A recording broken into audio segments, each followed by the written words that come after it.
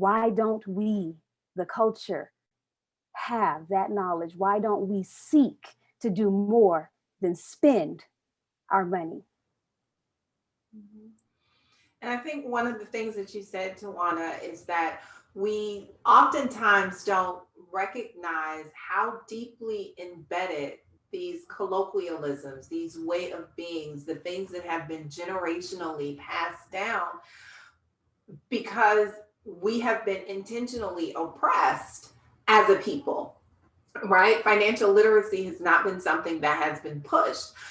And that's resulting in mathematics not being something that is pushed, right? In urban environments, math and science, these are things that we have truly excelled at in the past when it didn't have a label on it. But now that it has a label, it's like, oh, well, we must keep them away from these things, because when we understand that they truly can dive into understand how finances work in America, right? In this kind of environment, because this is not the only financial system that there is, but once we subscribe to this particular financial system, then there have been plenty of things to block and stop us. So thank you so much for that. And Monica, I'm going to come over to you with that same question. What has been an event or an occurrence or something that has transpired in your life where you have recognized that there it was kept secret or it was a secret to you, and when you uncovered that secret, you were in a space and saying to yourself, I need to go and seek out this wisdom from someone who looks like me, or it would be nice if I could find another Black woman to kind of sit at her feet. I love that. And gosh, I love what everyone shared. And I think as we talk later, one of the books I'm just launching is The ABCs of Racism and Reconciliation. And one of the things for me through all of this is the church. I really wish the church had been more realistic for me through divorce, through breast cancer, through younger. I feel like the church, which has been a foundation of us for so long, has really not told us the truth. I feel like it's become more religious than real relationship. And I think if we had developed more relationship and been taught more of that in the church, then we could have better relationships even outside, whether you believe in Christian.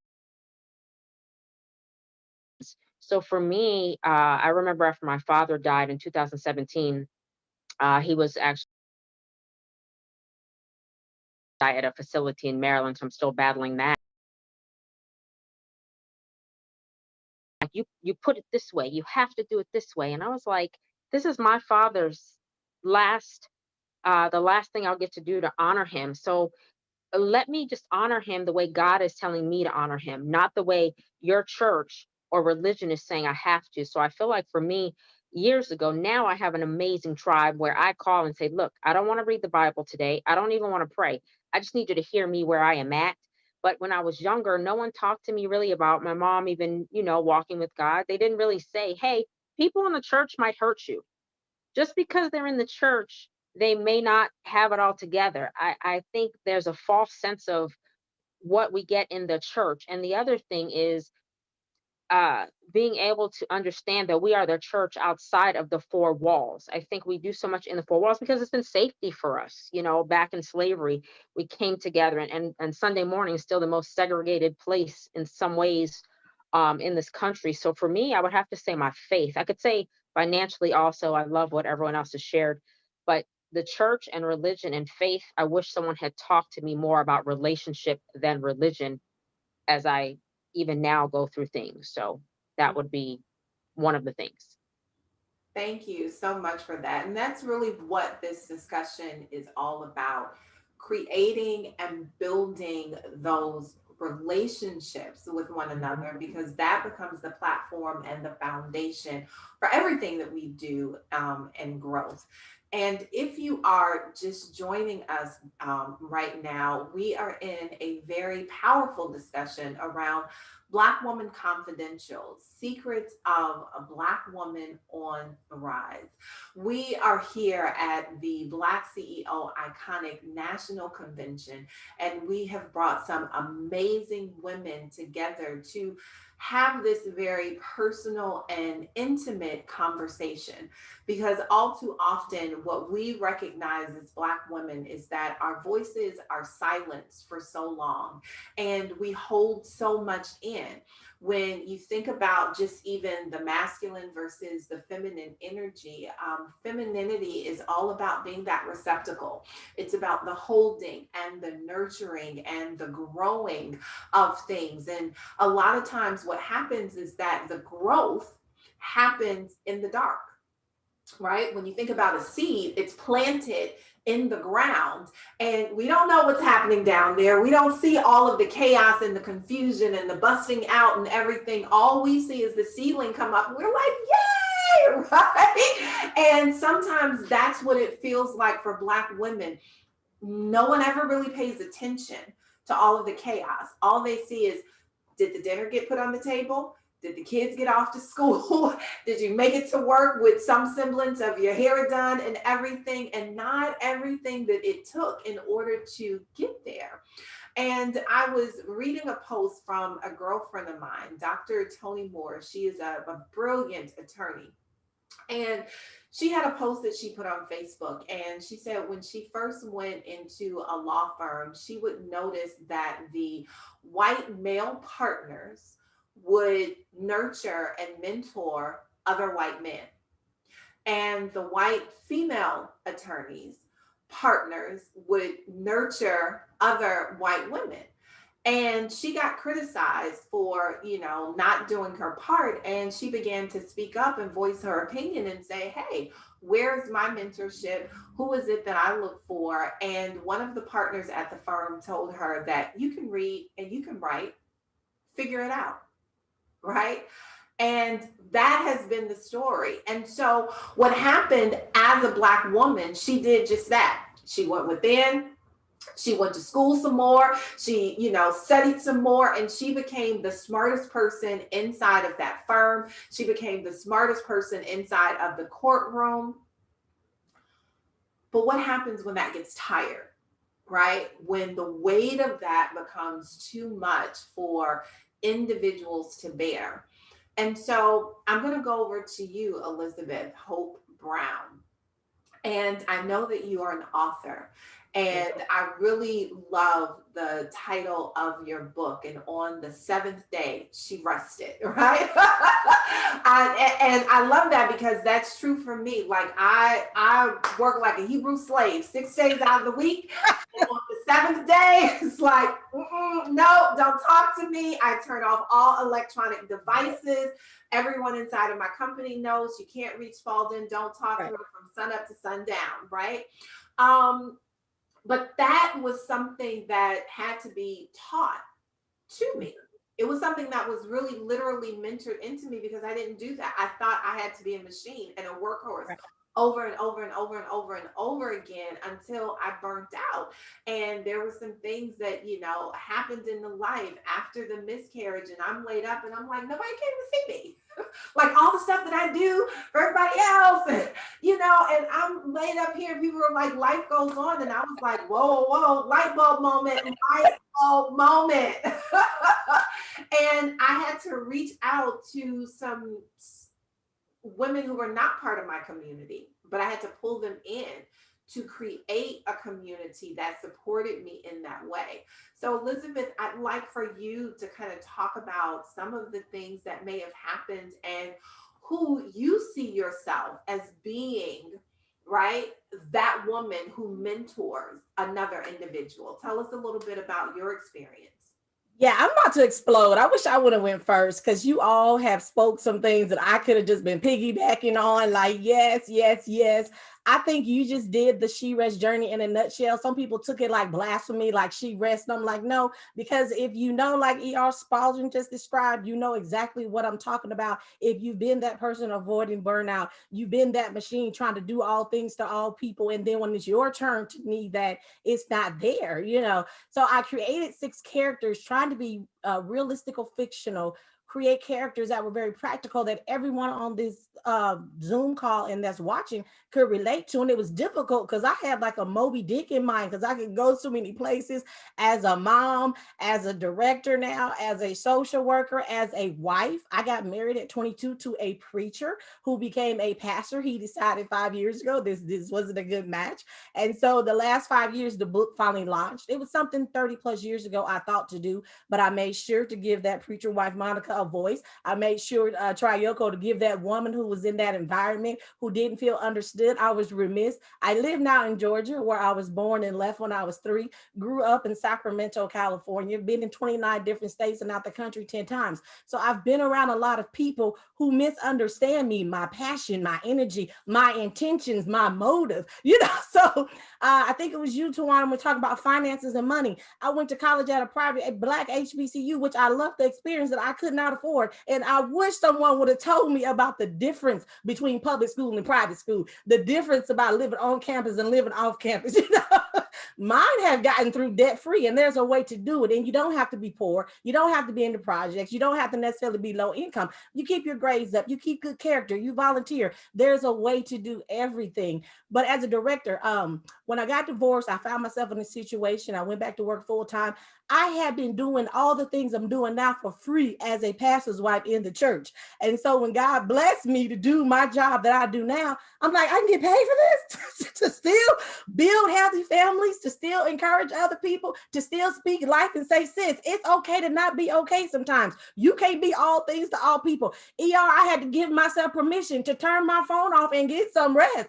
They will be okay. What they don't figure out when you are down, they really will be okay. So my life experience, my professional experience, it was not by accident. I've cried those tears at night. I've cried those tears in the car, trying to figure out what to do and feeling like I had no one to turn to. I was interviewed for jobs for 2 hours that I was more than qualified for, and they were looking for reasons not to give it to me, only because of what I look like. Because on my paper, I think Miami said on paper I look great, but when I walked in the room, they were surprised by what they saw. And then I was told, I want to give you this job, but I want you to accept it without reservation, because there will be some people who are not used to being told no by somebody like you. And I'm raised in California. I'm like you. I'm like, what do you mean somebody like me? Now I'm in a rural community in Georgia. What, someone beautiful, someone Black, someone intelligent? Like, what's the problem? But I had to learn that coming in the Southeast, that, I'm like, you try to go, I hug everybody. I talk to everybody. My mom and grandma, we don't meet no strangers. And then I come in the room, like, I've been told, Elizabeth, sometimes you have to dummy it down. I'm like, why I got to dummy it down? Ain't nobody else dummy it down. But then I have staff, like my daughter, I brought her in for, she was 14 when I started my publishing company. And for her, she says, Mom, sometimes I listen in on you guys on the panel and she doesn't relate. Because of my strife, my mother's strife, the strife before her, we've done so much to shelter her and set the path. So certain things that we went through, she didn't have to go through. As a pastor's wife, very prolific, gifted. My ex-husband started pastoring at 19. I was teaching Sunday school to women at 25 who were 50 plus years old, still hurting about things that happened to them when they were 10 and 15. So I was in that position to where I had to be a mentor to women who were twice my age.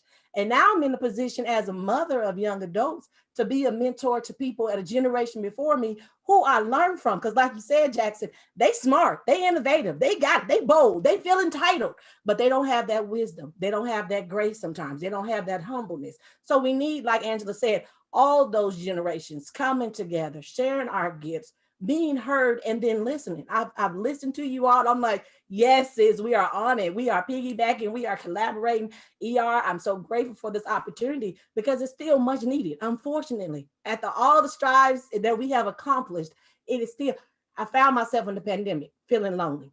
Couldn't go out. I'm a social worker. I'm used to doing health fairs, being a vendor, being in the community. I'm used to being on public stage. Now I'm home, idle. And it was good though, because sometimes we have to get into our own self. We have to take ownership. We have to learn to love ourselves and be at peace with being by ourselves. But then those voices still need to be heard. So I saw this like at 4:00 in the morning and was like, this is me. I need to be a part of this iconic moment. I need to embrace these women that are on here. And I hope they embrace me just the same, because we still need one another. Very much so, especially for a time such as this. Mm-hmm. What is that saying? People who need people are the luckiest people in the world. And I think now more than ever, we are really recognizing that. I was reading an article probably maybe about 2.5, 3 years now. But it was talking about women in general, and then it started moving into Black women, how important it is for us to date one another as women. And so right now we're missing out on that, those girlfriend moments. Now I grew up family of 5, so not as large as the family of 10 out of 10, and 7 out of 9, right? But I come from a family of 5, so it's 3 girls and 2 boys. But I remember those moments in the kitchen Saturday night, right? Sitting between mama's legs, and you got one daughter over there and she's whipping up the cornbread. Mama's got the hot comb and she get in the kitchen all together, right? But we carry these rituals into our adult lives when we really don't recognize it. And so the kitchen being the heartbeat, right? So when my sisters and I get together, it's like we're, exchanging, we're dating one another, but we're just standing around in the kitchen, right? What you cooking? What you got going on? But it's having those meaningful moments. And then also unknowingly, right, when you're with family, passing down the history and the traditions, because I have a sister who's 7 years older than I am. So there was a generational gap. I'm 7, she's 14. She's like, mama's like, well, you can go, but you got to take your baby sister. And she's like, what? So I had to, be thrust forward and grow up really quickly, because she like, you better not embarrass me, right, when we go out. But having those moments. So Miami, I'm going to come over to you and ask you the same thing that I really talked with Elizabeth about in terms of creating those moments where you get to be that voice for someone else, that mentor, that wisdom gate, and passing that around. So what has been your experience with being the essence of Black Woman Confidential? Thank you so much for this. Um, Along my journey, I had a lot of trauma. So back in 2011, my son Tyke was shot in an incident that also claimed the life of his best friend. Well, Tyke, miraculously, he survived. He lived with a traumatic brain injury, PTSD, anxiety, depression, you name it. And he also, of course, had a lot of thoughts of ideation and suicidal, thoughts and things that he just couldn't understand and wrap his brain around. He was also the key witness to the trial of his attempted murder. Well, 5 years after that, Tyke shot and killed himself. So just breathe for a second after someone says that. I have had to now learn to take time and to take and engulf myself in the space where I'm at. When I'm having to share that story, when I'm having to tell people, I've had this traumatic experience, and now I'm a part of a network of women that also have lost their children as well. I'm a part of Moms Demand Action and also Everytown for Gun Safety. And I work with those women that have truly kind of the same stories that I do. They have lost their children tragically to gun violence. And I'm able to be a mentor to them because along my journey, I also took the route to spiritual healing. I am an author as well, and I wrote The Key Process, a grief guide to mastering spiritual healing. And what that consists of, out of that, I pulled out these 7 keys of how I began to heal. And that was through meditation. That was by me changing my diet because, of course, food how much food that we intake and the toxins that are in our body, it's hard for us to process things. So with that, I learned mindfulness and I started exercising. And then I tapped into the world of Reiki and energy healing. And after that, I went through this whole process of needing to understand what ancestral healing was. And when I started doing all this work, I started defining my purpose. I was nowhere on the trail of becoming a grief coach, a certified grief specialist, and now a grief counselor. Nowhere I was nowhere near that realm. I was actually a certified home stager at the time, and had been an event planner for many of years. I was not looking for this line of work that I'm in now, but it found me. And so I had to learn to embrace that. And as I learned to embrace that, I got into this network of beautiful women that knows the struggles that I am having, and they also know how to relate to me. They actually allow me to say, if they ask me, how are you doing? They pause and they allow for me to answer. Because, a lot of times when we ask people, say, hey, oh, how you doing? And then you come with the next thing to say. But they really allow me. And what I've learned with being a part of this network of women, I've also learned how to move and shake through when I'm going through my own stages. Just because I am a grief educator and trainer doesn't mean that I don't have my days. I miss this boy over here. I miss him dearly. But yet, through this process and having women that I can support, it has helped challenge me. It has helped wake me up in the morning. It's helped me get up throughout the days and say, hey, you know what? I can do this. I can do this by God's grace. And I can do this because God has equipped me for this time. There's no way in the world I would have chosen, I want to be a grief coach. But what I have learned over the time and through the education, that there's a need for this work. Because like I said, when I first came on, a lot of times we think that, we have it all together, but yet there are so many things that are unresolved, from childhood trauma to, just the things that we just don't want to deal with. If it's a relationship or a loss that we have, it could be a loss of a pet. But a lot of times we don't allow ourselves to heal that. We sweep it up under the rug, and then it's going to come out in a meeting or with a conversation with our spouses, or a conversation with a girlfriend.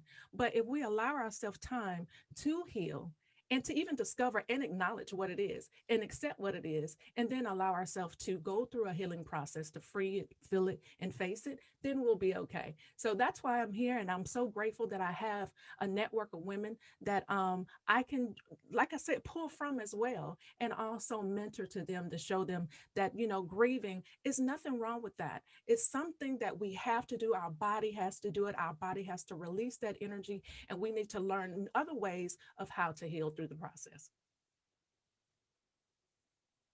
Thank you so much, Miami Night, for that. I think you said free it, feel it, face it. Right? That 3F methodology: free it, release it, face it, look at it, make sure that it's standing right there, and then feel it, which is what we don't oftentimes give ourselves permission to do, because we have been living in someone else's persona that we have to be on all the time, every single hour of the day. I mean, I'm just looking at the time right now, and it has flown by. Like, where did it go? We could be here another 5 hours, right? Having this conversation. And certainly we want to be here with you. But as we continue to go through the conference, make sure that you get over to freebizgifts.com, connect with these ladies. All of their social media information will be there, because you may find your sister circle with one of them. Hopefully, in this conversation, the ladies will stay connected here, because I just see some phenomenal things coming as a result of it. Black Woman Confidential has been something that has been near and dear to me for a very long time. And we are actually having Black Woman Startup, that is, we are having our conference next month. And the theme of that is Black Woman Confidential. So we are urging everyone to become a part of that, register. It is a no-cost event, but it will be talking about the secrets of Black women on the rise in business, in life, in love, in leadership, in all of the places that we find ourselves. One of the things that I am a big proponent of and for is that all of the different hats that we wear, that we begin to integrate them all together. Right? Because what would happen as Black women is that we would find ourselves, and I know for me personally, if you would ask 7 different people if they knew E.R. Spalding, they would give you 7 different personas of who she was, depending upon if I was in a work environment, if I was hanging out with my girlfriends, if I was over here with my husband or the children, or in the spiritual space, right? All of these decompartmentalized things. And really what I learned is that the best version of who I am shone through when I was able to integrate all of those together and allow individuals to see the complete me, the authentic me, the, you know, the graceful and the gritty, right? The grand and the not so grand. And so if I were to leave you with the number one secret, it would actually be a quote that I hold dear to me. And it's a quote by Richard Bach. And it is, you teach best what you most need to learn. You teach best what you most need to learn. That has certainly been the case for me. And so, as an entrepreneur, I find myself teaching and training and being in spaces for the things that I need to learn the most and continue to grow and deepen. And that is the relational wealth between women, that is the empowerment of the woman's voice, and that is the strength that we find when we go within and then create the courage to go out there and explore it with other individuals. And so, as we begin to wrap up tonight, we are going to go around and ask each one of our esteemed panelists here what is the number one secret that they would like to leave with you as sisters on the rise. So I am going to start with you, Monica, and then we'll continue to go around. Wow, thank you, man. Everything that everyone shared tonight is just, I can't wait to be connecting with these women long after this conference. I want to piggyback on one of the things you said because I agree. We're not supposed to be siloed. We were not created to be siloed. There are narratives and things that have forced us to be siloed, whether we're in the room, outside of the room. So just this healing, and we've all talked about, my healing, the loss of a child, loss of a marriage, but just the healing in our community. If we don't begin to come together and bring our strengths together instead of always tearing us down for our weaknesses, our healing is not going to be what we need it to be. So I just really, the healing, it takes all of us, not just the village, but it takes all of us to embrace the healing to become the communities we need to become forward. So that's what I would leave with each of us right now. So I would sum that up as your number one secret is being heal ourselves, and we'll find that we heal the world. Yes. Right? All right, Elizabeth Hope Brown, what is your number one secret? My number one secret I learned was I was created on purpose and with purpose. There's nothing new under the sun. And as I've gone through things and learned to express about the things that I've gone through and found my voice, I'm very sociable, but people can misinterpret that you could be an extrovert and introvert at the same time because I'm very clear on what I'm saying when I'm talking to people. And I tell you what I want you to know. But it's okay to not be okay sometimes, but it's always okay to be you. And I learned after years of life and trying to blend and trying to modify myself to comfort others is that I am who I am on purpose. And what is that purpose? I had to figure out and then walk boldly in it, regardless if I was walking with a multitude or walking by myself. So that's my one thing is you are you on purpose. And for whatever reason that you've gone through, what you've gone through is for a reason and a purpose. And then walk in it boldly and without apology, because no one else in the world can be you, like no one else in the world could be me. So the purpose, being me, being uniquely created, without apology is what I encourage people on the She Rest journey and in life. I'm like you, Spalding. I had to blend all those characters and personalities together. And when you know me, I may be in a different mood, but the core me is always the same. No secret about where I stand. So Absolutely. On purpose and walking with your purpose. Great. Troika, what is your number one secret? My number one secret is it starts and ends with me.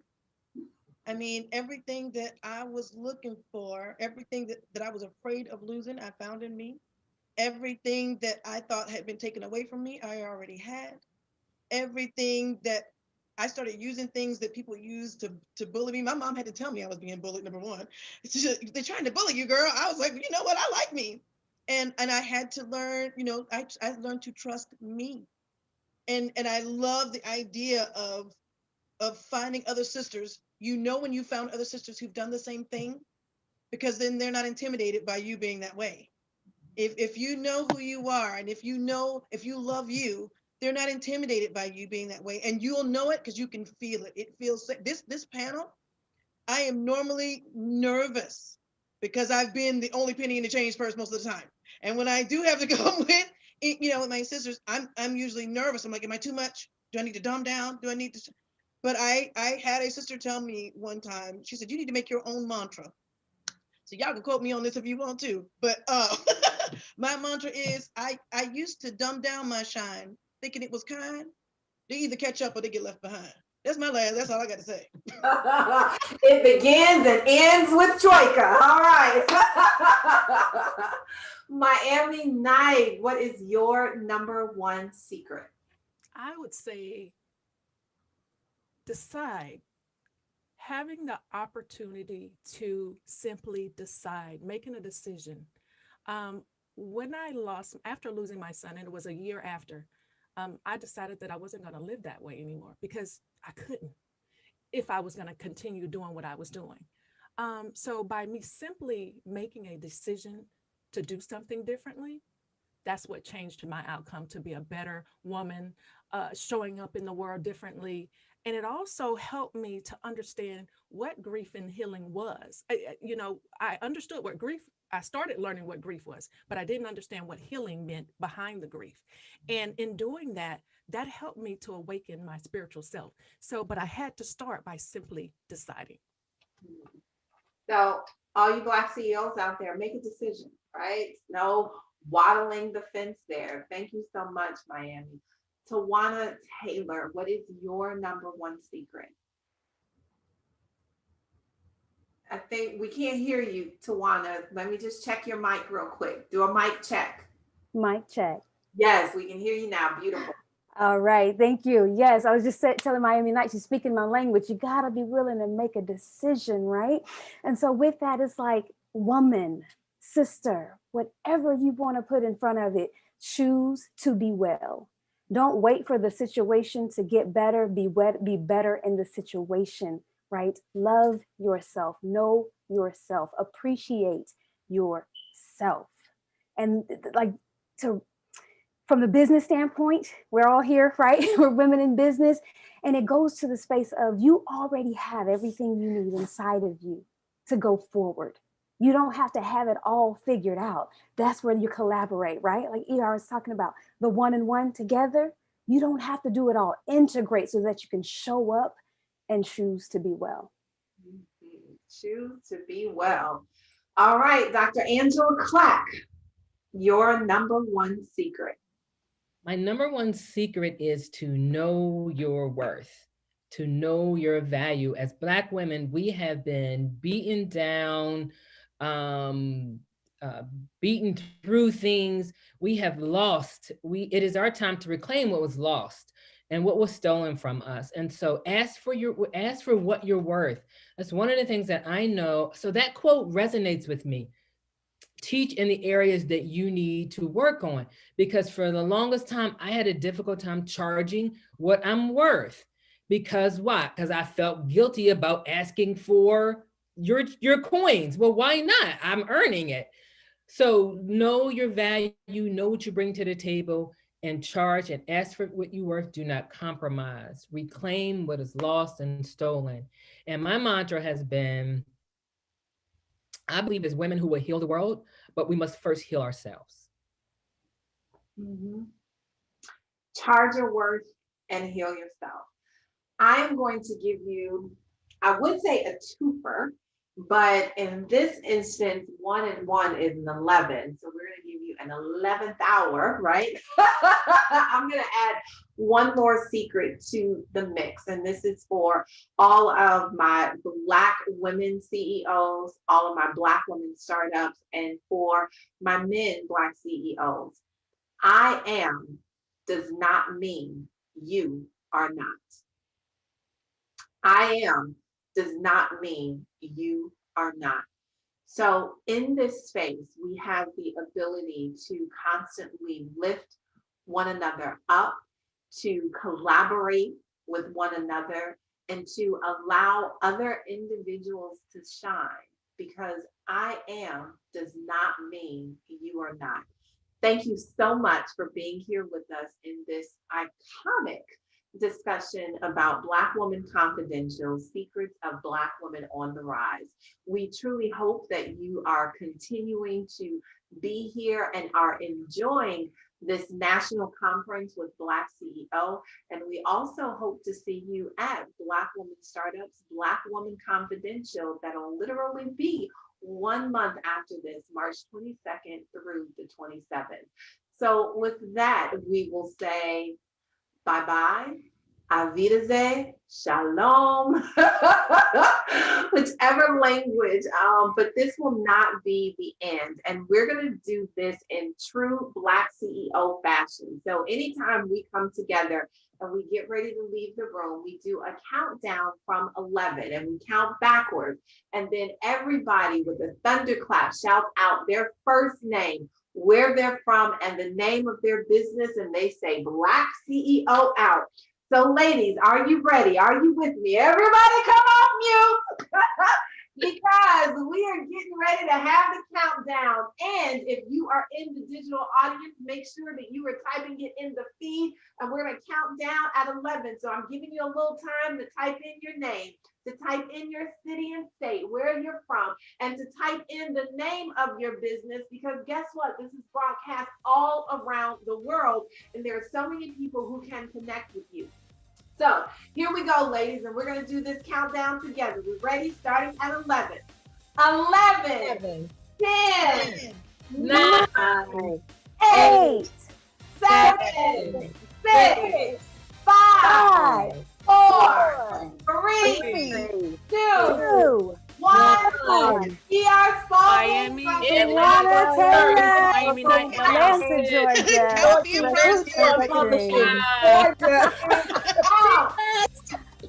BlackCEO out. All right, BlackCEO. Oh, BlackCEO out. BlackCEO out. BlackCEO Y'all out. be blessed.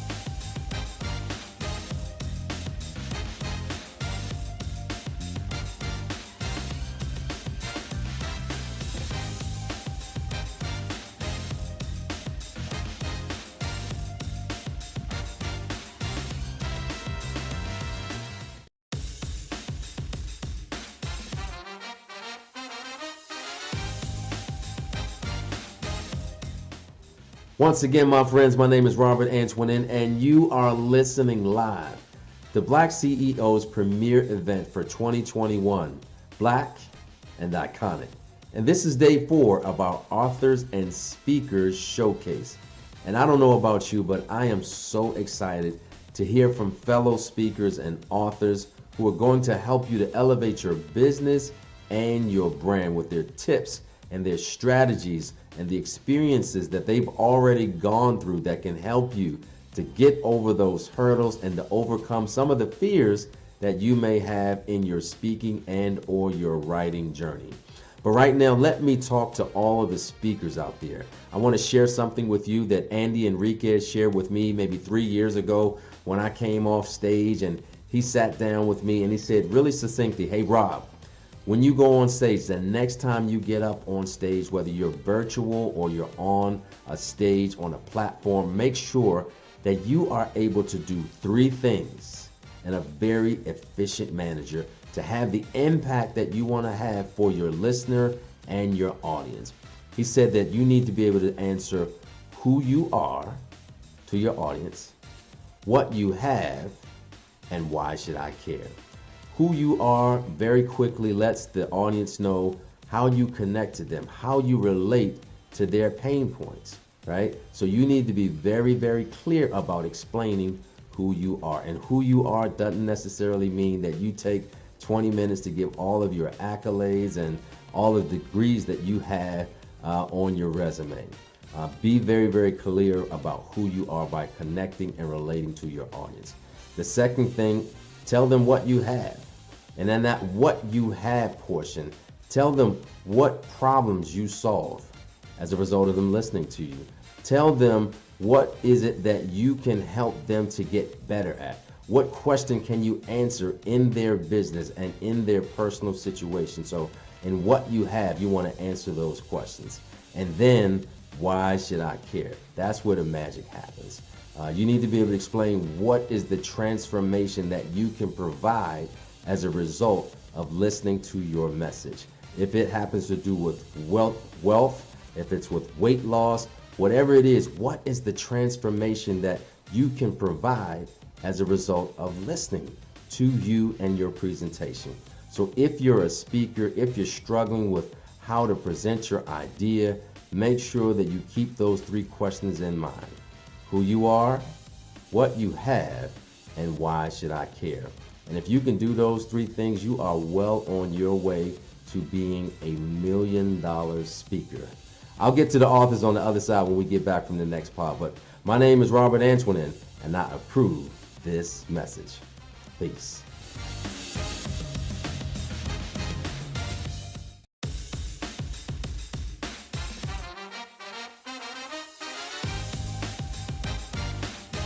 Welcome to Strawberry Letter 55.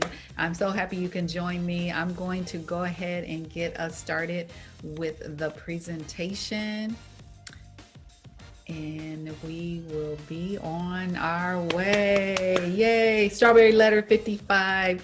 And I'm Renee Johnson, CEO and President of the Asher brand. Additional, who am I? I want you to just take a look at that picture there. That was a picture of me during my 55th birthday photo shoot, which was last year, May 22nd, 2020. So excited. Got the crown in my hand, palm of my hand, and that's who we are. We are queens, and we have to know that we are of royal priesthood. So we're royalty. And that was something that, as we go through this workshop, you'll hear more and more of the different things of where I was and now where I am today. So again, Renee Johnson, I go after life pursuits like my life depends on it, because it does. As I mentioned in my presentation, I set out with the motivation to be taken off my blood pressure medication, and I achieved that goal within 3 weeks. I had a fear of public speaking, like, shaking in my bones, but I set a course to challenge myself and achieve my goal in 30 days. I was always unsure of myself, second guessing and questioning every decision and choice of words that I selected, until one day I found out that people just want to hear from your heart. So if you speak from the heart, it's going to reach the heart. Don't worry about anything else.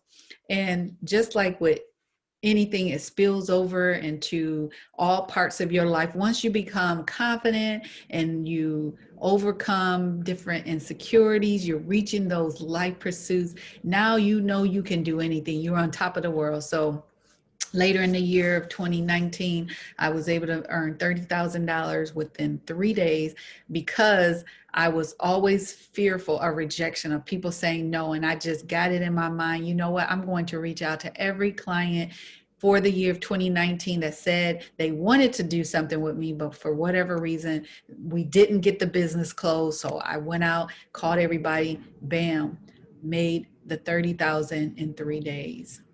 So why are you here? You are here because of goals and dreams that you also have from the presentation.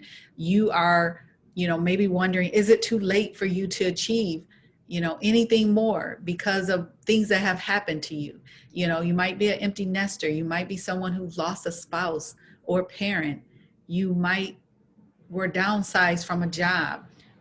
You're going through what they call the midlife crisis. I like to call it the midlife evaluation. So you're wondering what is next. How this workshop can help you. This workshop will help you recognize that while you are still here, there are dreams that are still possible. I believe dreams do come true. After leaving today, you will be well on your way to putting in place a process to help you reach your goals, your dream, and I like to call them my life pursuits. In this limited time together, I want to go over as much as possible. I promise to give you more information on how, we can take it further if you choose to. I have a comprehensive program where I teach you how to reach your life pursuits. It's natural to long for things, especially those things that we feel that will make us better, because our assignment here is really for others. Yeah, we get the satisfaction of it as well, but we're here for others because we have to make encounters. When we encounter people, we have to make that exchange to where we're making that person better than when they came into our present. So I know when we're out there, for me, sometimes you try things, you try it once, you try it twice, and you say, oh, and you fail both times, you don't achieve the desired results. And then you feel like, oh, it's not for me. And then you give up because you think, oh, well, it's not for me. God is, that's not what God wants. But sometimes all you're missing is a good plan, a blueprint, if you will, because God, he gives us so much, and then he wants us to work it as well. So our belief system plays a big part. We're impacted daily from things that was filtered into us when we were children, things that we have processed internally from our environments. All those things make up who we are, and sometimes they could be preventing us or impeding us from soaring and doing all those great things that we should be doing. So we have to go through and kind of analyze and process all of that. So this 6-step process is going to help you. And there is a 7th part to it, and I'll go over that at the end. But if you follow this, you will be able to achieve those life pursuits just like I was able to. So we have 6 components of a letter. That's all it is. Very simple. When you write a letter, I know when you were younger, when writing letters were in, as far as communication, now we got the cell phones, we got the digital email, but letters were so special, so personable. And I remember young, before I, got married, met my husband, I had a boyfriend that was in another state, and when letters would come, you get so excited. And so that's what this letter is. It's going to be something so important, and that we would cherish it, greatly. So 6 components: the date, the address, the salutation, the body, the closing, and the signature. None of those terms are unfamiliar to us, right? So on today, 4 things on this agenda today. We're going to spend time identifying life pursuits, defining the letter components 1 through 3, which is your date, address, and salutation. Assessing your environments, both inner and outer, that's the component 4, that's the body. Strategizing and creating the blueprint, that's the component 5, which is your closing. And then committing to the plan, which is component 6. What's next? So important, the $1 million question. Identify 1 or 2 to 3 things that you feel are of importance to you. We're going to give you 2 minutes. I see, it's 3 to 5, but for the sake of time, I want to make sure we have enough time at the end. I want you to be thinking about, in your workbook, there's a spot for you to write down those life pursuits. An example for me was to conquer the fear of public speaking. So that's 1. To get off my blood pressure medication. That's 2, and to reach my sale goals, my quota for the year of 2019. I want these goals to be those, and I even need to, stop myself, these life pursuits to be short term, things that we can accomplish maybe within 12 months. I think going out for 2 years, 24 months, you can stretch it, but I want us to look at these in short term, because what I believe, when we put those big audacious, those hairy audacious goals out there for a long period of time, it's going to be more difficult to reach, and then sometimes we're going to get discouraged. So if we get those small victories in, those are going to allow us to, you know, push us to the next, because we're gonna feel good about those small victories, and then they're gonna turn into bigger, you know, like the snowball effect. So let's look at things. You know, I had one as short of a period as 30 days. Maybe it's 30 days, but go ahead and take the time, give you 2 minutes so you can write out in the workbook those life pursuits that you want to pursue over the next 12 months. Okay?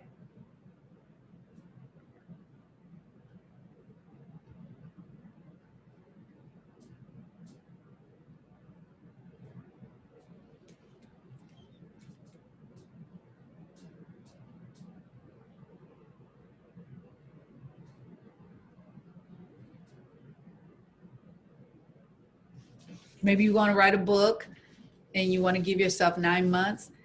9 months is a very important amount of time frame. I think of a baby. It takes 9 months for a baby to develop and to be born. And so this is now that period of birthing, you know, then you'll be into the laboring, and then the baby is born. So could be something that's out for 9 months.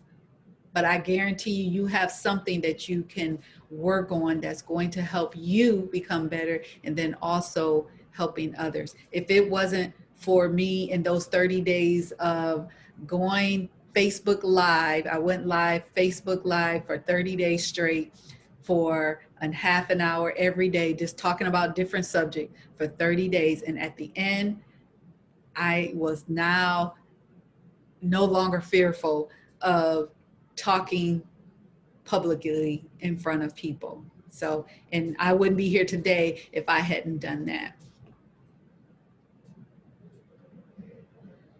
Okay, 1 more minute.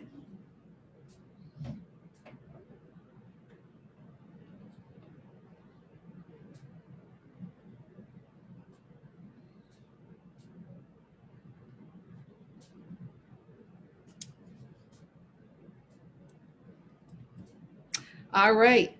So the date, we go to the date of this letter, and that's where we have all corresponding supporting verses that I wanted to go with each component. The date is Habakkuk 2:2, write the vision and make it plain. When we put a date on something, that is marking its place in time. So that's what we're doing with our life pursuits. We're going to make sure that that date is noted. It's a special date to us, because what do we do with dates? We celebrate them, anniversary, birthdays, when we graduated from high school. We know that date. My husband, I was talking with him the other day, and I was sharing with him, I know the dates of when I worked at different companies, and I've only worked at 3, but I knew the dates that my whole career, I knew the dates that I worked and the day that I left. And he was like, who remembers that? It wasn't just the year and the month, it was the actual date, because that was important. Because every time I left my place of employment, it was always voluntarily. I left and I moved on to a better position. So elevation, whenever there's an elevation, you remember those dates. So I think of Stephen Covey and his 7 habits of highly effective people, where he says, begin with the end in mind. So I kid you not, before he wrote that book, I believe he wrote that book in early 2000. This was already part of what I did before. When I graduated from college in 1987, that was probably the first that I remember where that's all I was thinking of when I was going to graduate in 1987. And so I just started seeing that date and I started working towards it. And so that's what this date is.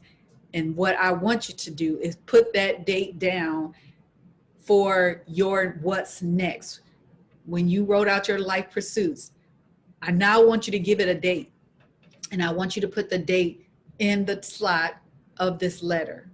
That is your date that you're going to work towards for your life pursuits. All right. The address in the supporting verse is Exodus, the 3rd chapter, the 14th verse, where God told Moses, I am that I am. He said, tell the Israelites that. That's who he is. And that's what you're going to do. You're going to tell yourself who you are, who you will become in that time frame. You're going to write it out. You're going to walk in that identity. You're going to know who you are. So if you were writing a book, if that's your life pursuit, to write a book, you gave yourself a date, you're now an author. You're now an author, and maybe you can go a step further and say you are a best-selling author, but that's where you're going to address what you are. For me, my address was, I am in a healthy place. I was going to make sure that the things that were happening to my family, of course, I cannot say that it won't happen, but at least I'm making efforts and taking precautions to somewhat lessen that probability of me having to be ill and being taken care of in my latter years, and that I even will make it to my latter years. So I'm in a healthy place. It could be a physical address. Maybe you're planning to relocate somewhere, the East Coast, the West Coast, the South, and that's your physical address of where you're going to be. It could be a state of being. You just divorced and you're moving past that and you want to be in a place of peace. I'm in a state of peace, happiness. Any of those state of being, you can note that as well. Your salutation, the supporting verse, Romans 4:17, calling those things which are not as though they were, as well as Hebrew 11:1. Now faith is the substance of things hoped for and the evidence of things not seen. I will say that I believe no sickness will come to me that will be unto death. I will say that. The acknowledgement of the arrival of that thing, faith. I see the vision. You must believe and greet that thing daily. You will speak it. Hello. If you're going to be in a place of peace, hello, peace. You're going to say it. You're going to speak it. I love some supporting verses as well that I love to quote, because every thing that you're dealing with, going through, there's a supporting verse in the Bible that you can use to speak it. If you're dealing with sickness, if you're dealing with grief, if you're going through sadness, everything, there's a verse. If you're weary because you feel like you're working and things are not coming the way that you want it to come into fruition, is not manifesting, there's verses that you can call and pull on.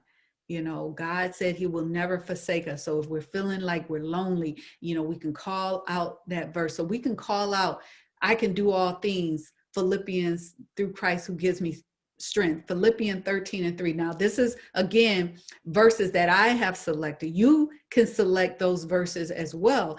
One of my favorites all time, John 10:10. God said that he's come that we may have life and have life more abundantly. That verse just means so much to me because that abundance is here on earth.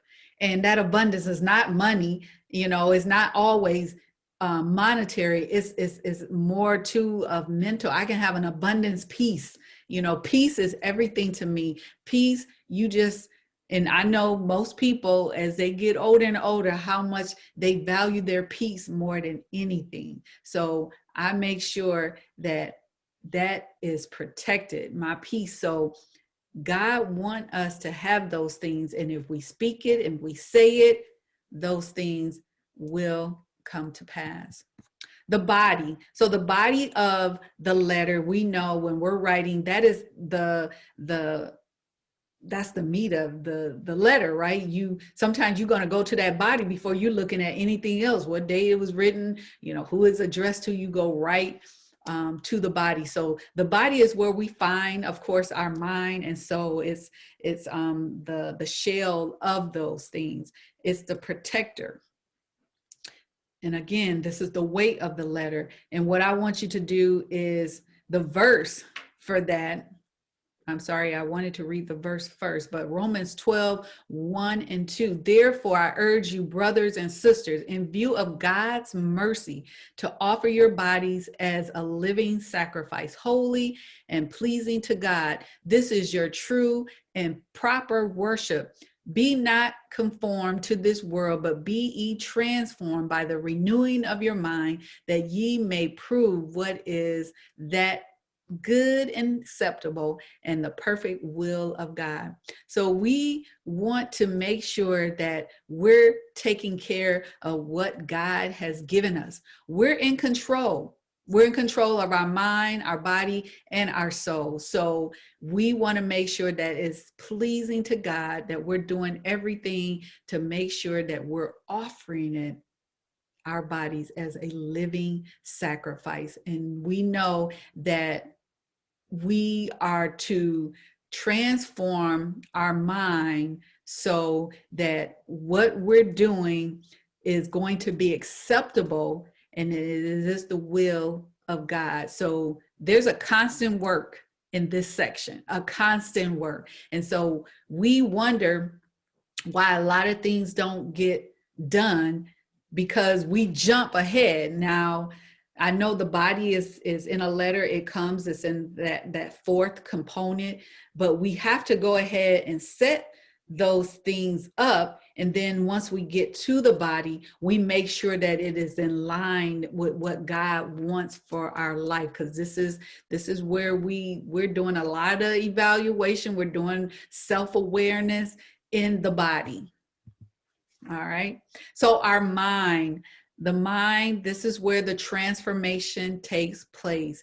We got to work on making our mind stronger, and we have to make sure that we become stronger. So right now we're going to go right into number 1, which is practice labeling your emotions. You want to make sure that you put a name on those emotions, because we're all going through different emotions and we have to identify and put a name on them. It could be you're feeling sad, you're feeling angry, you're scared. You have to acknowledge them. Having a self-awareness of those emotions keeps you from making irrational decisions, even getting yourself into those predicaments that are not going to be conducive to you. So number 2, establish healthy ways to deal with uncomfortable emotion. We have to learn how to cope with our emotions. I wish when I was younger that I understood how all that worked. Sometimes I remember, I would get angry and, sometimes do things, say things that I really wouldn't want to or wouldn't have ordinarily said, but because I was acting out on the emotions. And so also when we don't label and deal with them, we can, in a healthy way, we can do things that are counterproductive. So you think of retail therapy. A lot of people feel like, oh, even girlfriends will call me up, I need to go do some retail therapy. But then we go out and we're buying things we don't really need. We're also buying things that could put us in some type of financial situation. We're charging things, racking up credit cards. So we got to make sure that we establish healthy ways. And so some healthy things we can do is, how about start a project? You can buy some type of board with some markers, crayons, and, and start creating, start drawing. You can go and read a book, get a book that is going to, yes, it's going to cost you something, but at the same time, it's going to help you and develop you. You can start a garden. All those things are healthy ways of dealing with those emotions. Number 3, you want to identify and replace unhealthy thought patterns. You probably heard of that stinking thinking, right? You want to make sure that you get rid of that stinking thinking. You want to do away with self-fulfilling prophecy, saying things that you want that will happen, and they will happen. I remember when I would get up to go and speak at an engagement or something, I had to speak, and I would always think in my mind, oh, I'm going to mess up. I'm going to say something. I'm going to do something wrong. And then it happens. But if I would to get up and say, I'm going to crush this presentation, I'm going to leave these people speechless, then those things will happen. So I have to start changing the way that I think. And then number 4 is take positive action. So now I'm saying it, now I need to do it. You heard of, a person that's walking the talk. That's what we want to do. We want to change our behavior. We want to even, sometimes taking positive action is doing away with something that we were doing. And sometimes we might want to, if there's certain places we go and we know we're picking up some negative energy, we want to divert. We want to go in a total different direction. So sometimes we may have to change our environments to change our actions into positive actions. And then 5, we want to give up the bad habits that rob us of our mental muscles.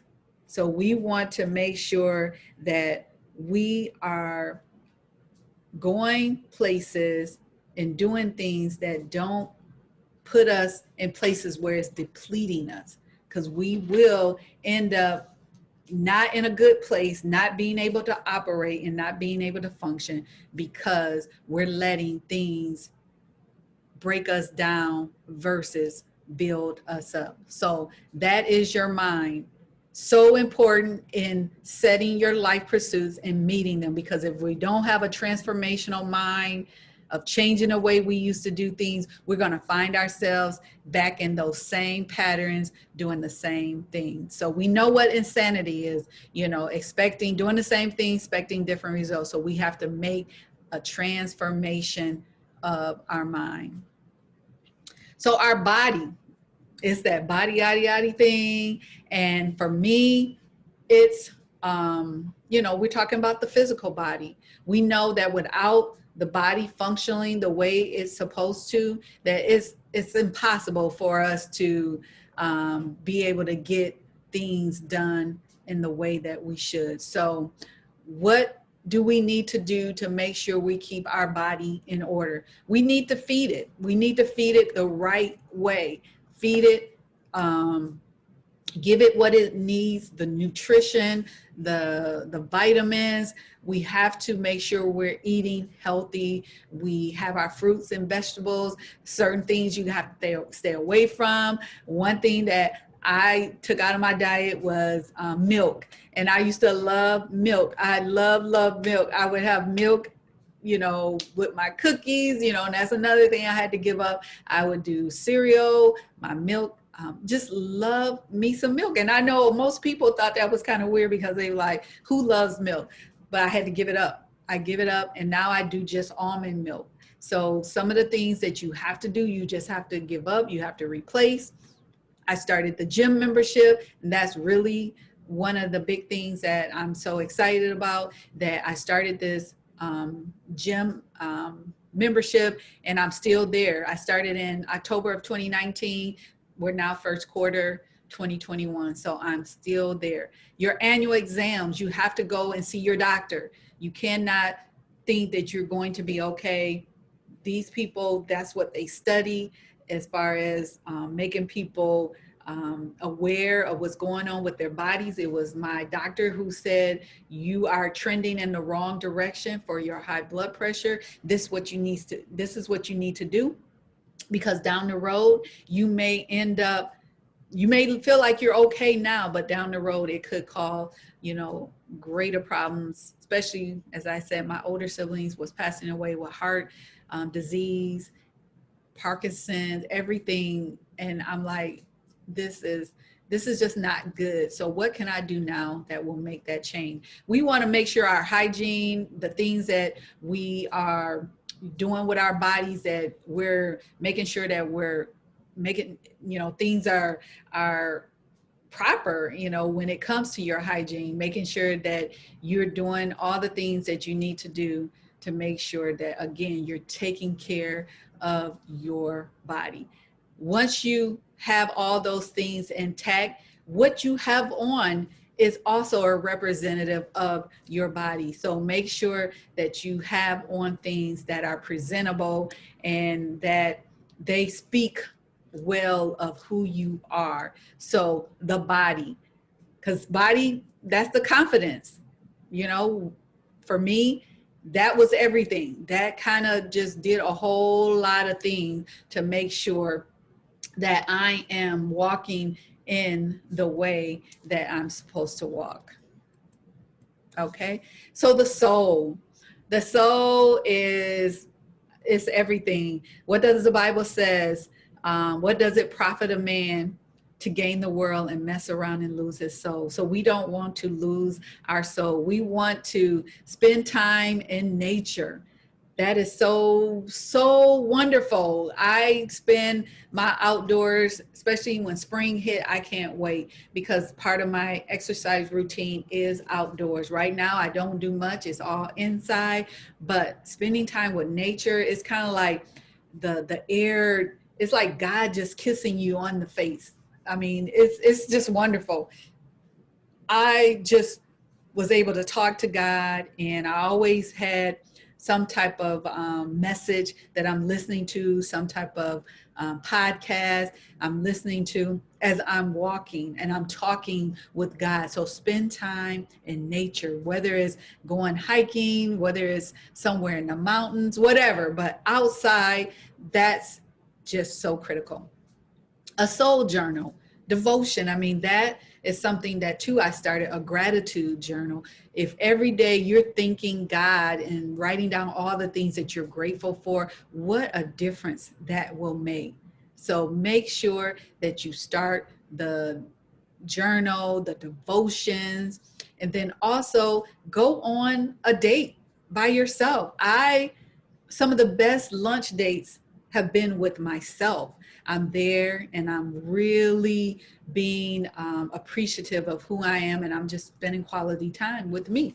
And they say, if you don't want to spend time with you, why would you think somebody else would want to spend time with you? So enjoy that time too. I mean, I went to a fine dining restaurant and I was in there by myself eating, enjoying myself. It was for dinner. I never thought I could do that.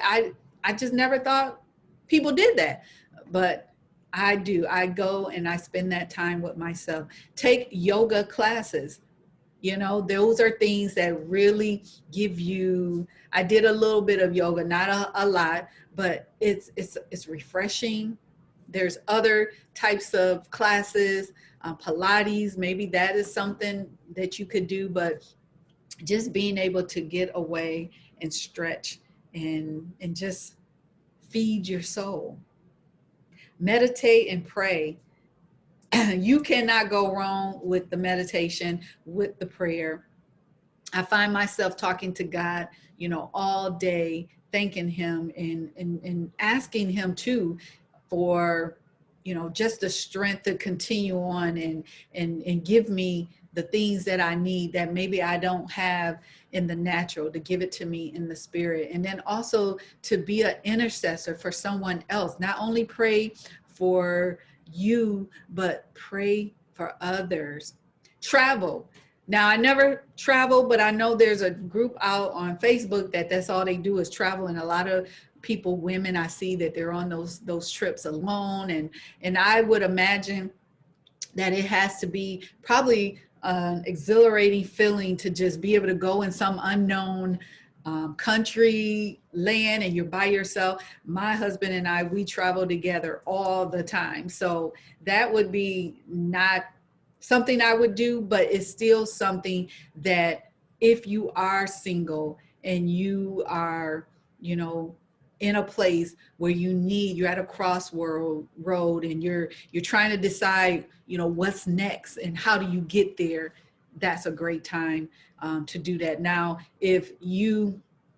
I traveled along, of course, for business, and that also is a time too for that refreshment. But sometimes just a break away, and for a day. I live around Lake Michigan, so to travel to the lake and just marvel at what God has created is just an awesome feeling. So take a long walk. Those are always just enjoyable. And I mean, outside, that's when nature is just one of the best things to really get your mind open and really to start the creation process is what I found. And then offer to help others and to give. I mean, that in and of itself is truly, truly being a blessing to others. All right. So now we go to the closing part of the letter, and that's where we now are going to strategize. The supporting scripture is Proverbs 16:3, one of my favorites as well. Commit your works to the Lord and your plans shall be established. You have to be specific in this area. So I want to come off blood pressure medication. That was what led me to the gym. So now I'm saying I want to come off the blood pressure medication. In the beginning, I was saying I want to be healthy. Now I'm being specific of what I want those things to do. And then this is all under different categories because I'm kind of like, I got different life pursuits, but under that blood pressure medication, I may put also, I want to lose 20 pounds. So in addition, I want to lose 20 pounds. And then I'm going to say that to help get to that, I'm going to work out 30 minutes each day, 30 minutes a day, every day I'm going to work out. Okay. And then to help me too with the weight, I'm going to make sure that all food, excuse me, has been eaten by 6 p.m. So now that could be the total plan, or that could be just parts of it. I didn't want to go into the in-depth plan for me because there are more pieces, but that's the start of it. When I wanted to overcome my fear of public speaking, I decided to go Facebook Live 30 days straight. And I was out there every day for 30 minutes, every day, 30 minutes Facebook Live. And I had my own agenda. I had different subjects that I talked to. I formed a group, a Facebook group, and it was just women. And it was 30 days before my 55th birthday. And I wanted to bring women along with me to maybe they had some life pursuits, some goals that they wanted to achieve. And so we met and we also reviewed every week. They let me know what their goals were. I let them know what my goals were. And we held each other accountable, and we met once a week to make sure we were on track. And so if you were writing a book, would you say, I want to write a chapter every 4 days or a chapter every week? I'm not sure. I've never written a book. I'm not sure how many chapters you want in your book, but you would know that. And then if you are wanting to open or start a business, I will work on my business 1 hour a day. So that's typically if you're working already full-time somewhere and you're not going to just quit and start that job, but you're going to give yourself an hour a day, and then you start breaking it down. What will you do in that hour? Will you start writing up the business plan? Will you go and do your research? All of that should be very specific so you can measure it to make sure it's done. So when you get to the evaluation time, you can know what your progress is, how well you're doing. So you have to stay on top of this. Every week I was doing an exercise and so forth. I was taking pictures of myself and seeing where I am and where I was previously. So This is where you strategize, and what you're going to do is the closer, because it's what's going to seal this whole letter up. All right. So then we go to the signature. And on this one is Matthews 18 and 19. If two of you agree on earth, and that is where if you have someone agreeing with you, that is enough for things to work out and for your prayers to be answered. So we have the signature where this is where we're going to commit. We're going to promise that we have the highest level of commitment and loyalty to fulfill the above life pursuit. And we're going to sign this letter. You know how we sign: respectfully, sincerely, with love. We're going to give that letter a signature. All right. And for everyone where it says, if two of you agree, that means that you have someone that's going to walk with you through this process. And so you're going to have a second letter that you're going to give to your accountability partner. You're going to actually mail it, let them know that this is what you're doing, and you want them to hold you accountable for what you have put in this letter and how you're going to fulfill this life pursuit. Okay, so then the mailing of the letter, we're going to place the letter in the envelope, we're going to seal it with love, and we're going to mail it. And this verse kind of sums up everything. So now faith, hope, and love abide. These three things, but the greatest of these is love. Because what did I call this? A love letter to self. This is because I love myself. I want to fulfill everything that God has placed in me. I want to make sure that when I go to my grave, that I'm empty, that I have fulfilled everything. So what better way than to say that you love yourself than to go ahead and make sure all of these life pursuits are fulfilled. So I am healthy and whole. I speak this every day. I'm consistent in what I do to stay healthy. So this is me. I took these pictures just last week, and I'm in the gym every day. I make sure that after 6 p.m. I'm not eating. My diet has changed. Certain things I do not eat. My husband, he's like, I can't believe you're not eating that. No, I know to stay away, from those things. And I still get enjoyment from the things that I do eat, but there's just certain things that I will not eat. Now, do I have an occasion where I may treat myself? Because I think everybody should not be depriving themselves of something that they enjoy. So if it's something that I like to have occasionally, I will, but I will make sure it's always, in moderation. All right. So 55 years old, I can help you reach your life pursuits. As a life coach, allow me to walk with you on your journey. Let's continue the conversation.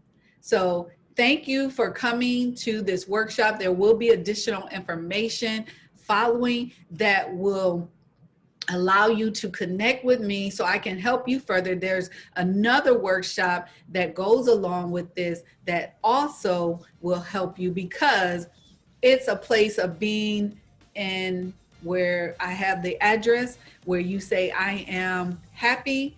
That's also a state of being. And so I have a workshop that deals with that, because you have to be happy, and that happiness is within, and there's nothing outside of you that will fulfill that. So I invite you to join me, and we continue the conversation.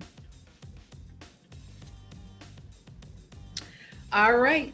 So again, thank you for joining me at my Letter 55 workshop. God bless.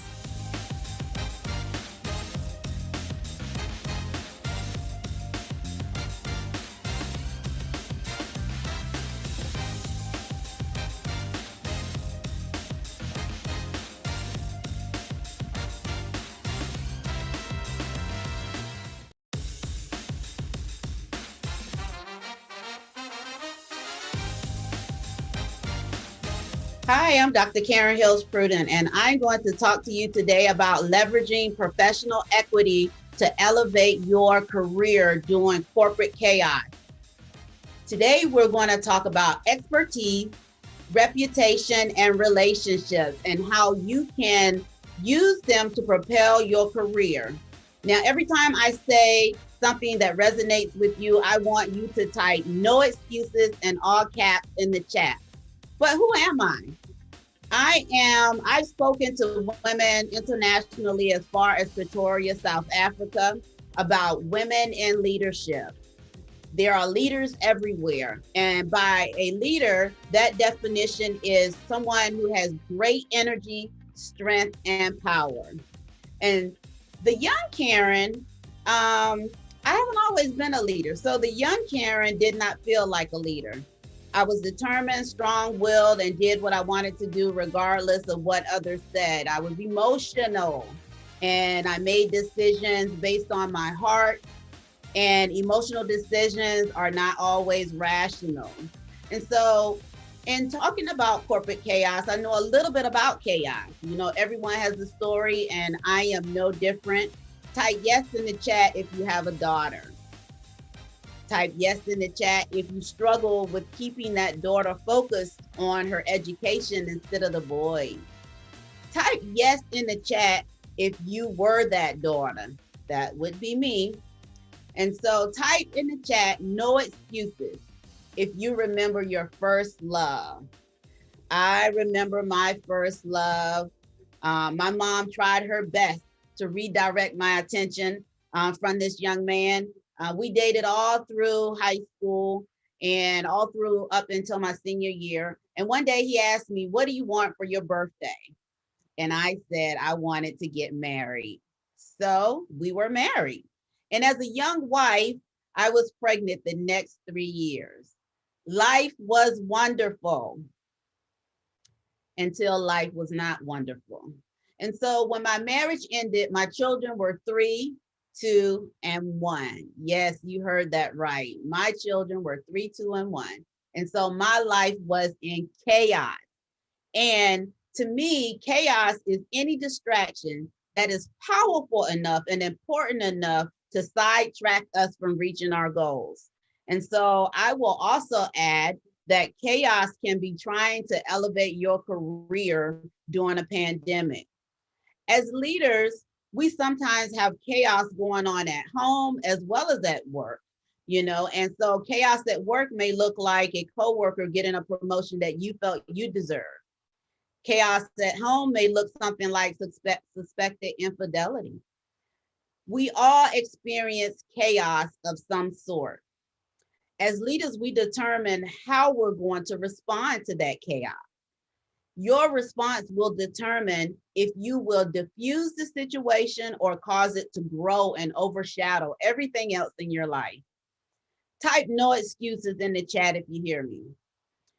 Do not let chaos at home hijack your career. I need you to seek help to manage that home situation if you find that chaos is at home. You know, Dr. Willie Jolly has this saying that a setback is a setup for a comeback. And after my divorce, I set out to get myself back on track. I wanted that college degree that I gave up for love. And so I'm going to share with you how I leveraged professional equity to go from a teenage bride to an executive in the C-suite by converting my chaos. So the first thing you have to do is assess your current situation. You have to acknowledge that you're even in a situation. You know, now I was the mother of 3 little people, 3 whole human beings. And so when you are facing chaos, just remember that anyone can be an ally. Everyone is an option. Stay focused and keep your goals in mind. Leaders do not lie to themselves. No, you know you have whatever it takes to propel yourself to the next level. So stop delaying your progress because of pride and because of guilt. You know, you are sometimes ruling people out whose heart has already been touched to assist you. Now, chaos can show up in your professional life as well.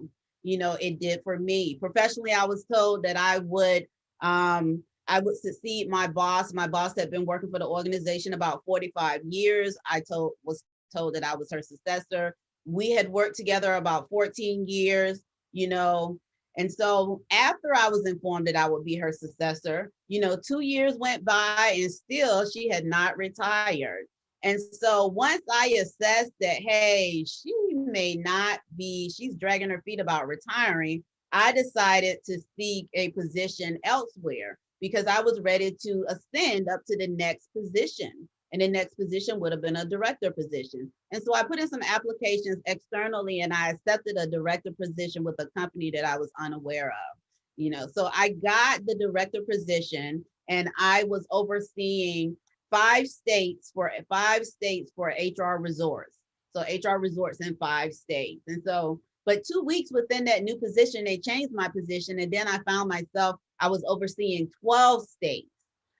12 states in this new position. Now, I was not happy because they did the old okadoke on me. But now I am responsible for 12 states. And so I devised a plan and said, okay, well, I'm going to stay in this position for a year and then I'm going to move on into my next position. And so even when things go wrong or are unfair, you have to stay in the game. That company turned out to be just an awful company. And so by the 7th month, I could not take it. And so we parted ways. Imagine me going home to my retired Army husband and saying, I no longer have this 6-figure job. Oh, and by the way, I don't have a job to replace it. So type chaos at home in the chat if you know what I mean. And so I knew I would find another job. I was confident of that. And so I just did not know if I would have a husband after everything subsided. But 4 months later, I was offered the Chief Human Resource Officer job at my alma mater. And so I would not even have been considered for that position had I not took that awful 7-month job. And so there's a lesson there for many of you leaders out there. So I want to talk about, again, the 3 elements of professional equity. So at work, you have to leverage 3 elements. And the first element is expertise. Marsha Blackburn says that everyone has commodity knowledge. Commodity knowledge is what your experience is. And in leadership, you have 3 roles. You either make money, save money, or help the organization achieve their goals. But everything that you do should fall within those 3 buckets. When a business is in trouble, they did not have time to train someone up to take care of the trouble area. And that's why you got to have an area expertise. And you need to be known for your area expertise. And your area expertise is not your title, it is the results that you generate. And so just keep that in mind. Experts do not always perform the work, but generally they know how to get the work done. So just keep that in mind. In addition to your specialty, you also have to have a romance with data. I love data. Data-driven leadership is a requirement now in the corporate environment. Your ability to communicate using data analytics is the new organizational readiness factor. And predictive analytics allow you to remain competitive. This is the measure of an effective leader when you have the ability to drive relevant, meaningful, and quantifiable business outcomes based on data. Being liked will not keep you in a leadership position. So just remember that. Making money, saving money, and achieving organizational goals. Type in the chat if you remember what I said about chaos. What is chaos? There was a time I was the only person in a company who had diversity as a background. And then when I left that company, no one decided to get certified in diversity. And then guess what happened when I left that company? George Floyd happened. And so they had no one who was qualified to handle the sensitive conversations that were needed during that environment, during that time. And that time is still among us right now. And so you need to be an expert in something. You need to be known for something. And when you acquire that specialist knowledge, make sure that you're not so humble in the workplace that you keep it as a secret to you. You want to participate. You want to let individuals know within the workplace of what your desires are professionally. And you just want to participate in meetings as well. If you're invited to a meeting, someone thinks you have some value in that meeting. So be an expert. Second thing you want to do is reimagine your career plan. Type in the chat if you know why I call it a plan. I call it a plan because your career must be strategized, analyzed, and implemented. That's right. We must pivot, along the way. However, we must keep moving. And so there is no reaction without action. Keep that in mind. And try spelling the word reaction without spelling the word action. And I bet you could not do it. Type no excuses in the chat if you know what I'm saying. Our beloved forever President Barack Obama has said that change is never easy, but always possible. And so we must pivot to make adjustments as leaders. And no matter what you've been through, I'm sure you got this. You just have to do the work. Now, not only do you have to be an expert, but let's talk reputation. Reputation is the next element of professional equity. Your reputation distinguishes you from everybody who has education such as yours, who has a similar background such as you, and a similar title. Stop looking around at others when you are equipped with the items that you need to be successful. You have the ability to influence others. To elevate your career, you need a reputation of doing what you say and what you say you will do and when you said you would do it. Type no excuses in the chat if you hear me. You must tell people that what they need to know in addition to what they want to know. Henry Ford once said, you cannot build a reputation on what you would have done. And so keep that in mind. Be a person of your word. Third is execute by any means necessary. I did not say any means necessary. It's every means necessary is really what I mean. Every means necessary is the ability to pivot. And so however chaos you have, whether it's personal or at work, it's never that far away. And so you must have the ability to pivot so that you can keep moving forward. So let's talk about distractions. Sometimes you have to just separate yourself from certain people to elevate your career. There should be some no excuses in the chat just on that, just about separating yourself from people. When I was working on my doctorate, I could not go to every gathering that I was invited to. At first I tried, I would go, and then I would stay up all night long trying to write a paper. And that was crazy. So leaders know how to prioritize. Those events were not that important and, not so important that I had to stay up all night and try to complete them. And so your priority is to elevate your career, regardless of what is going on around you. Les Brown said, accept responsibility for your life and know that you are responsible for changing it. Remember, hard work and persistence are the main ingredients to career elevation. And so social events are distractions, and social events can also be career derailments. The third factor is relationships. Relationships are a major factor in elevating your career. You cannot do it on your own. You cannot do it by yourself, leaders. You need others to value what you bring to the table. You need others to speak on your behalf when you are not in the room. You need others to tell you what is being said or done when you're not in the room. Solid relationships require time, and relationships have to be established even before chaos ensues. And so I am encouraging you to network beyond your bias. I need you to network with people of other genders, network with people of different ages, and network with people of different races. Stephen Covey has this quote saying, trust is the foundational principle that holds all relationships together. And you have to be trustworthy to sustain relationships as well. Professional equity, expertise, reputation, and relationships are what holds your career together during corporate chaos. These are the elements that you can use to leverage your professional career during corporate chaos. In closing, you elevate your career by assessing your chaos, reimagining your career plan by using your reputation, relationship, and expertise, and executing by every means necessary. I have a free gift for you. And if you're interested, just email free gift at prudentglobalbusinesssolutions.com. Type CEO in the subject line, and I'll send you a template to help you in your career. I am Dr. Karen Hills Pruden. I am known as the career elevation expert for female professionals seeking senior leadership positions. You can find me on Facebook, Instagram, LinkedIn, and Twitter. You got this, leaders. No excuses. Make it happen. If you believe anything that I've said here, type no excuses in the chat. Thank you, BlackCEO, for having me.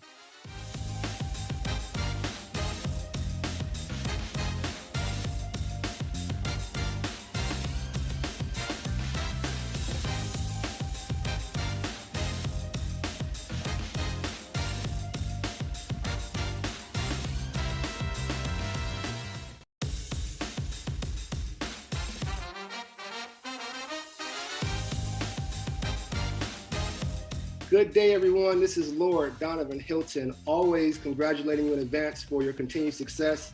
And thank you for joining us today to discuss how you can continue to be the top executive that you are and will continue to become. So I just wanted to show my face real quick because we're going to jump right into the story, the takeaways, and the free gifts. So let's go ahead and jump into this presentation.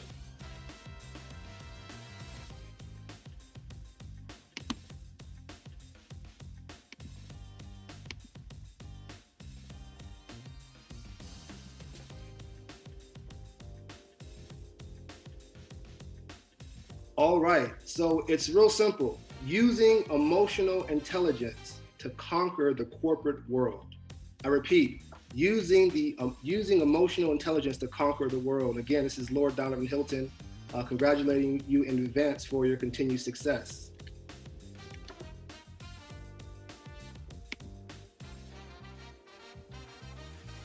So what we're going to accomplish today is just three simple things. First, I want to share my story, which is my journey of becoming a respected community engagement and business development expert and consultant. While I share my story, I also want to deliver 6 takeaways that you can actually begin to use in your practice of emotional intelligence to conquer the personal world and your life. And what I would like to do as well is make sure you receive a free gift and ensure that you and I are able to stay connected as the both of us continue to grow our brands. So before I tell my story, I just want you to keep in mind 3 key things. Everything that I do within my personal life and really within your personal life and your personal and professional experience, for the most part, we're managing relationships. Always keep that in mind. When we're going through our personal and professional lives, we're building our brands, we are managing relationships. And keep in mind, in my story, as I tell this thing, the value and attitude that I have for myself, the vision that I have in my heart and my mind determines my future.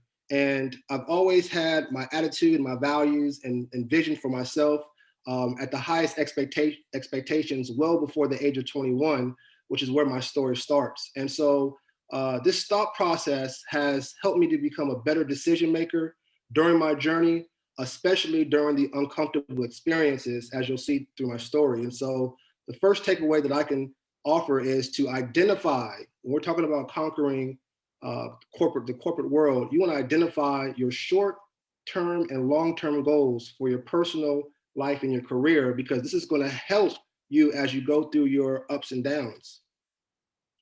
And so starting my story, keep in mind, if you didn't know, I was homeless. In 2008, I was homeless, that's correct.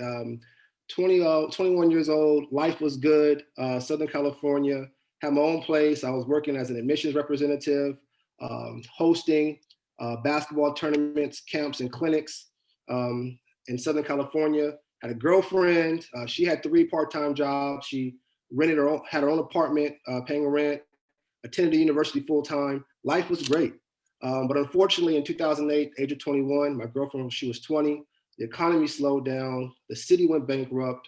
I was laid off as an admissions representative because I was one of the younger folks and I didn't have a mortgage nor a family. So, you got to make those tough decisions.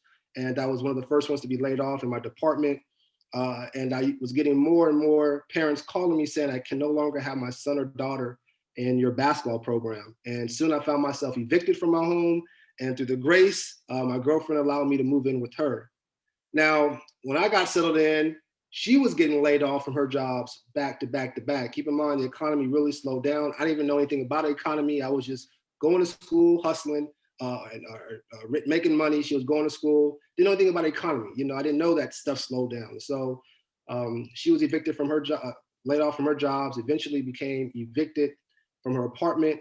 Then both of our cars broke down and we found ourselves catching the bus. And we're like, what is going on? You know, we've never had any challenges in life. We've always tried to help and be of servitude. And now all of a sudden we're evicted from our places. Our cars are broken down. We're catching the bus and we're bouncing around from motel to motel and trying to find a place within, you know, between our families that are nice enough to open their homes and keep them. And so eventually my girlfriend's mom and sister found out about the hardships. They were talking to, you know, my girlfriend and said, hey, why don't you guys come to Nashville?